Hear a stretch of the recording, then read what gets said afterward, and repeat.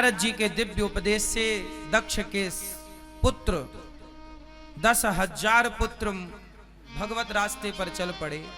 तब दक्ष ने नारद जी को श्राप दिया कि आपने हमारे बच्चों को बचपन से ही भगवान में लगा दिया, कोई गृहस्थी का सुख ही नहीं लेने दिया। जाओ, हम आपको श्राप देते हैं कि आप कभी एक जगह पर रुकेंगे नहीं। इसलिए नारद जी कहीं एक जगह ठहरते नहीं है, चलते रहते हैं। दक्ष जी ने श्राप दे दिया। एक बार इंद्र ने अपने गुरु जी का अपमान कर दिया। विश्वरूप को इंद्र ने गुरु बनाया और विश्वरूप से यज्ञ कराया। राक्षसों को उन्होंने आहुति दी तो गुरु का सिर काट दिया। ब्रह्म हत्या लगी। स्त्री में, पृथ्वी में, वृक्ष में और जल में इंद्र ने ब्रह्म हत्या बांट दी। और वृत्तासुर को प्रकट किया महर्षि त्वष्टा ऋषि ने। और वृत्तासुर ने भगवान दधीचि ऋषि की हड्डियों का वज्र बनाया। और वृत्तासुर ने जब उस हड्डी में प्रभु का दर्शन किया, चूंकि दत्तात्रेय जी नारायण कवच का पाठ करते थे, नारायण कवच का पाठ जो करता है साक्षात भगवान नारायण ही उसकी रक्षा करते हैं। ओम हरिर्विदध्यान मम सर्व रक्षाम न्यस्तांग्रिपद्मः पतगेन्द्र पृष्ठे धरारि चर्मा सिगदे सुचाप पाषाण दधानोष्ट गुणोष्ट बाहु।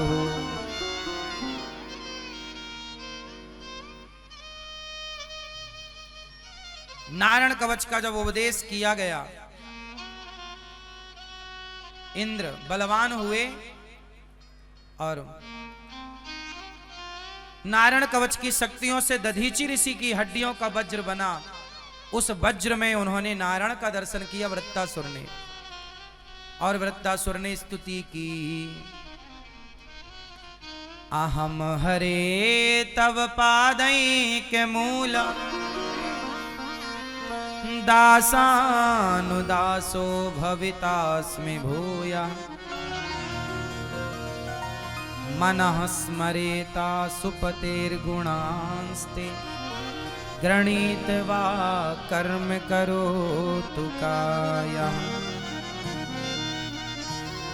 नानाक पृष्ठम न च पारमेष्ठ्यम न सार्वभौमं न रसाधिपत्यम न योग सिद्धिरपुनर्भवं वा समंजसत्वा विरहे आकांक्षी। वृत्तासुर राक्षस था पर स्तुति भगवान की करता है। राजा परीक्षित जी ने कहा, स्तुति भगवान की क्यों, क्या कह रहे हैं? मैं आपके विरह में डूबा रहूं। दासानुदासो भवितास्मि भूया, आपकी भक्ति नहीं तो आपके भक्तों की भक्ति करता रहूं। राजा परीक्षित जी ने कहा, ये वृत्तासुर था कौन? तब परीक्षित जी ने पूर्व चरित्र जानना चाहा। सुखदेव भगवान ने कहा, सुनो, ये वृत्तासुर पिछले जन्म का एक राजा था, चित्रकेतु नाम था। बहुत सारी पत्नियां थीं चित्रकेतु की। चित्रकेतु की पत्नियां बहुत थीं पर पुत्र नहीं था। एक दिन संत जी आए, कहा महाराज मुझे पुत्र चाहिए। संत ने कहा, तेरे भाग्य में पुत्र का कोई योग नहीं है महाराज, एक पुत्र तो दो। अच्छा, संतों ने एक फल दिया, बोले कुछ दिनों के लिए तुझे पुत्र सुख मिलेगा। वो फल खिलाया। बड़ी पत्नी को कृतद्युति उनका नाम था। और पत्नी को कुछ दिनों बाद पुत्र हुआ। 5 साल का बच्चा हुआ। मतलब बच्चा हुआ जब 5 साल हो गए, बच्चे को 5 साल का बच्चा जब हुआ तो उस बच्चे को उनकी अन्य रानियों ने, राजा की बहुत रानियां थी, बच्चा एक को हुआ। और जब बच्चा 5 वर्ष का हुआ तो अन्य रानियों ने उस बच्चे को जहर दे दिया कि राजा हमसे तो प्रेम करते नहीं, इस बच्चे की मां से प्यार करते हैं। उन रानियों के अंदर ईर्ष्या, जलन, द्वेष भावना आई और उन रानियों ने उस बच्चे को जहर दे दिया। वो 5 साल का बच्चा जहर खा के जो सोया सो गया। अब राजा सवेरे रानी मतलब मां ने देखा कि बच्चा नहीं जागा, देखा तो बच्चा बिल्कुल मरा पड़ा, अचेत। राजा को पता चला। राजा रानी रोए, हे विधाता, मारना था तो मुझे मार दिया होता, इस बच्चे ने क्या बिगाड़ा था। रो रहे हैं राजा रानी। जब आपके घर में भी कोई मरता है आप लोग भी ऐसे ही रोते हैं, चीख पुकार करते हैं, कहाँ चले गए, कहाँ चले गए, क्यों चले गए, हमें अनाथ करके चले गए, क्या बिगाड़ा था हमने विधाता का। जब कोई मरता है ना तो सारे लोग आरोप भगवान पर ही लगाते हैं कि भगवान ने ऐसा किया, भगवान ने ऐसा किया। बहुत सारे लोग तो भगवान की भक्ति करना छोड़ देते हैं, अरे अब नहीं करेंगे, की तो थी फलाना मर गया। तो आपने भक्ति क्या इसलिए की थी कि फलाना अमर हो जाए? अमर तुम्हारा बाप हुआ है कि तुम हो जाओगे? ये मृत्यु लोक है, यहां हर व्यक्ति अपनी आयु लेके पैदा होता है। मैं अपनी आयु लेके आया हूं, आप अपनी आए हैं, जितनी आयु उतना टाइम रहेंगे, आयु खत्म। चलो, संसार में आया है सो जाएगा, राजा रंक फकीर, एक सिंहासन चढ़ चला, एक बंधा जंजीर। कौन रहा है कि हम और आप रहेंगे? राजा रो रहे हैं, हे विधाता तू बड़ा निर्दयी है, क्यों तूने मेरे बच्चे को मार दिया? रानी रो रही, विधाता मारना था तो मुझे मार दिया होता, तेरा न्याय गलत है, हम बुढ़ों को बचा के रखता है और बच्चों को तू मार देता है, उल्टा कर रहा है विधाता। बहुत डांट लगाई रानी ने और राजा ने भगवान को। तब वहां नारद जी आए। जब आपके घर में कोई चला जाता है, आप भगवान को आरोप लगाते हैं, भगवान तू निर्दयी है, निष्ठुर है, तू ऐसा है, तू वैसा है, क्या क्या नहीं कहते लोग। भगवान को भी सब सुनना पड़ता है, जबकि भगवान का कोई रोल काल नहीं होता इसमें। नारद जी आए, राजा रानी दोनों रो रहे हैं। नारद जी ने कहा, क्यों रो रहे हो राजन? महाराज 5 साल का बच्चा, बताओ क्या बिगाड़ा इसने किसी का, क्यों मर गया ये? नारद जी ने कहा, ये मृत्यु लोक है। महाराज हमें ज्ञान मत दो, हमें सारा ज्ञान है।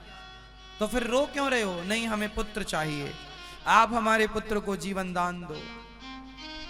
नारद जी समझ गए कि ये मेरी बात तो सुनेगा नहीं, इसका बच्चा ही समझाएगा तो ये समझेगा। तो नारद जी ने मंत्र पढ़ा, मरे हुए बच्चे के ऊपर मंत्र पढ़ के जल छोड़ा, मरा हुआ बच्चा फिर जिंदा हो गया। और जैसे ही जिंदा हुआ, राजा रानी दौड़ पड़े, आ बेटा तुझे अपने गले से लगाऊं। तब बच्चे ने कहा, खबरदार,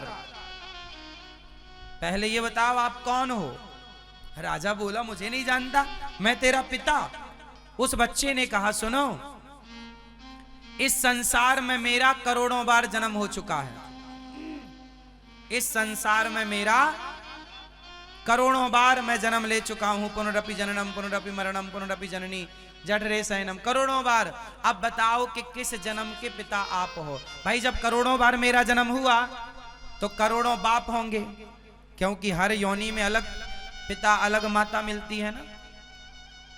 जो माता इस जन्म में आपकी है, अब ये माता आपको कभी नहीं मिलेगी, मिलेगी तो दूसरी ही मां मिलेगी।